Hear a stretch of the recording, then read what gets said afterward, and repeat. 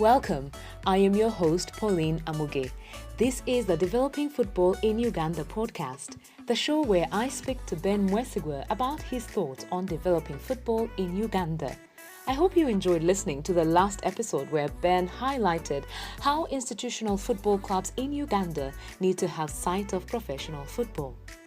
Ben is a football coach. He's made observations about the state of football in Uganda and strongly believes that football in Uganda can become a sustainable profession. In this episode, we talk about the laws of the game, worry about Ugandan football. Football has 17 laws of the game. These laws are formulated and amended by the International Football Association Board. Now, over the years, the 17 laws of football have undergone amendments like the recently amended law on defining handball, especially for players involved in the attacking phase. A goal does not stand should the ball touch the attacker, whether it's intentional or not. Now, Ben, this is quite interesting. Can you tell us more about amending football's laws of the game? If you look at the history of changes in football's laws of the game, they usually originate from observations made at major tournaments like the FIFA World Cup or the FIFA Women's World Cup. Usually, players and coaches take advantage over loopholes in the laws of the game to cause delays or to have less time of the ball being in play, which reduces the entertainment factor. In other instances, grassroots tournaments around the world come up with creative decisions to tweak the laws of the game to make it easier for amateur footballers to be more involved in the game and to have fun. Over the years, these laws are adopted into competitive football. One of the best examples is how the spray that is used by the referee to mark where the ball should be placed when taking a free kick, especially in the opposition half. Using the spray reduces the amount of time that would be spent by the players arguing over the positioning of the ball, increases the amount of time the ball spends in play, which impacts a lot on the entertainment factor. Well, that's looking at the observations made at major football tournaments in amending the laws of the game, laws that are administered to govern how the game is played, yeah? So, over the years, what have been the major amendments? One of the biggest law changes came in 1992 when goalkeepers were no longer allowed to handle a ball passed intentionally by a teammate using the foot. Goalkeepers can handle the ball if it's passed by a teammate using a part of the body from the knee and above. This amendment was made after observations made from the 1990 FIFA World Cup showed that fewer goals were scored because of the time wasted by the team leading the game. At that time, what used to happen is that goalkeepers would pass the ball to a teammate and then the teammate would pass it back to them and then the goalkeeper would pick up the ball. So a lot of time was wasted by the team leading the game. To make it worse, Denmark's win over Germany in the final of Euro 92, where Peter Schmeichel, the Danish goalkeeper, wasted a lot of time when he kept on exchanging passes with his defenders, making the game extremely boring, especially for the neutral viewers. And that basically changes the way football is played whenever there is an amendment to the codified rules. Take a look at the 2020-21 football season. We have noticed that more penalties have been awarded because of the new law on the interpretation of handball.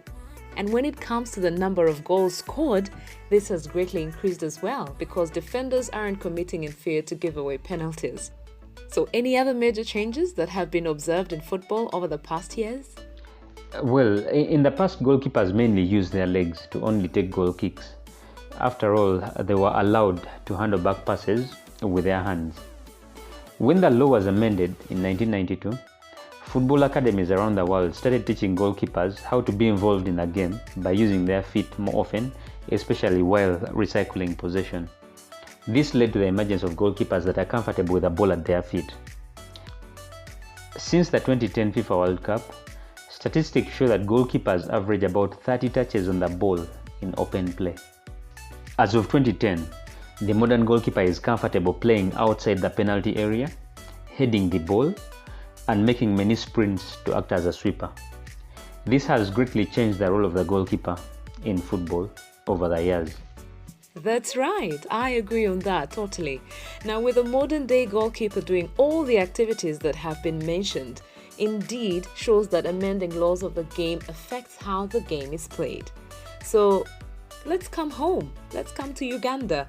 What's the worry for Ugandan football concerning the football laws of the game? Whenever I watch a football match in Uganda, it's very hard to see a goalkeeper that is comfortable with a ball at their feet in open play.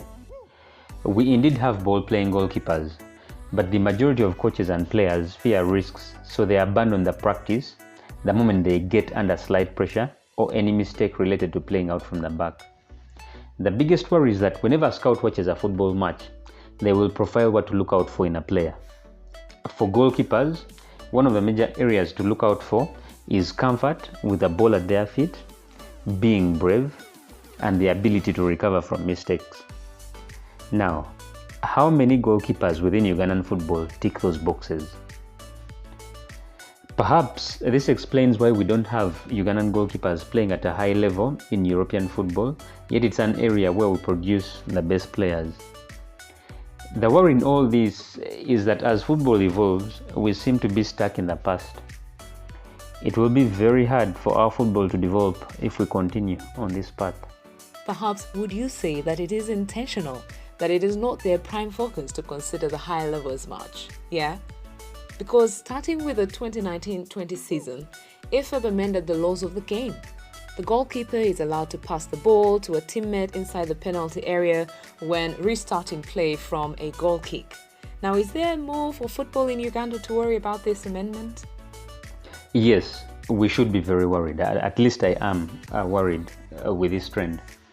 If we are still struggling to adjust and cope with a law that was amended almost 30 years ago, then the latest amendment will only prolong our struggle to adjust to the demands of modern football. Allowing the goalkeeper to pass the ball to a teammate inside the penalty area during the restart of play has already led to a change in the way that teams move the ball out of their half. This requires central defenders and central midfielders that are willing to receive the ball under a lot of pressure.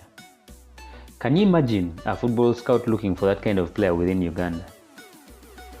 I think it would be extremely hard. My worry is that us failing to adjust makes it very hard for our players to be scouted for professional football. I hear you, Ben. So, you have explained the worry for football in Uganda whenever the laws of the game are amended. So what's the solution to overcoming this worry? We need to redefine the meaning of success in underage football. Is it winning matches and tournaments at all costs, or players improving to become better than they were yesterday? The majority of our goalkeepers are struggling to play well and adapt to the new way to modern football, because when they were learning how to play football, they were not given an opportunity to master skills that would help them in the future. So we need to learn how to teach football properly by accepting that mistakes are part of learning. This will enable us to develop players that are capable of handling the demands of modern football, that include the ability to easily adapt to amendments in the laws of the game. Thank you, Ben, and thank you all for listening. That is Ben highlighting on how amendments to the laws of the game affects the way that football is played and the worry for Uganda in struggling to adjust. The solution is to redefine the meaning of success in underage football to enable players and coaches accept that making mistakes is part of the learning process. That's all we had for you in this episode. If you enjoyed listening to the Developing Football in Uganda podcast, please download the Google Podcast app and subscribe to the Developing Football in Uganda podcast so that you can get updates on new content straight to your device.